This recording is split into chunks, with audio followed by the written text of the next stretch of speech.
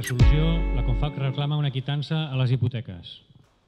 Des de l'inici de la crisi, la ciutadania ha vist com el govern pujava l'IVA i altres impostos, com els veïns i les veïnes s'han abaixat el sou en el cas de no perdre'l, com s'ha reduït els serveis o aquells que eren gratuïts han deixat de ser-ho. També hem pogut comprovar la dificultat de poder trobar finançament a les nostres despeses de consum, d'adquisició d'habitatges o tenir liquiditat empresarial.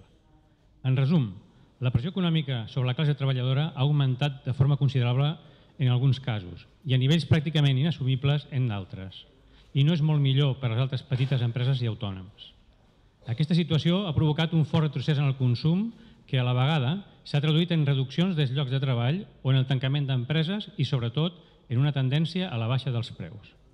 No obstant això, crida l'atenció la resposta de les entitats financeres que han tancat l'aixeta al finançament tant de les empreses com dels particulars.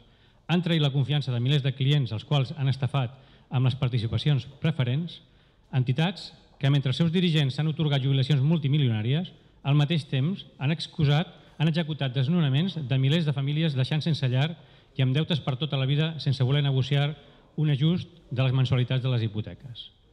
Per totes aquestes raons, des d'aquesta assemblea demanem que les entitats financeres assumeixin el seu compromís amb la societat i la seva corresponsabilitat en aquesta crisi i realitzin una lleva de les hipoteques que permeti renegociar les quotes mensuals de les hipoteques als ingressos familiars reals, facilitar un estalvi que permeti l'augment del consum.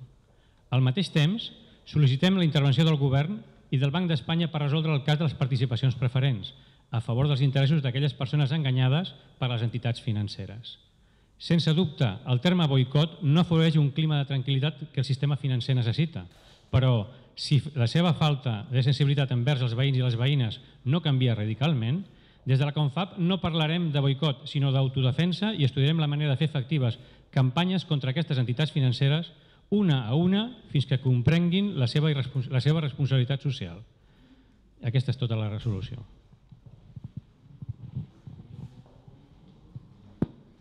Continuarem con el sistema de votación anterior. ¿Votos en contra?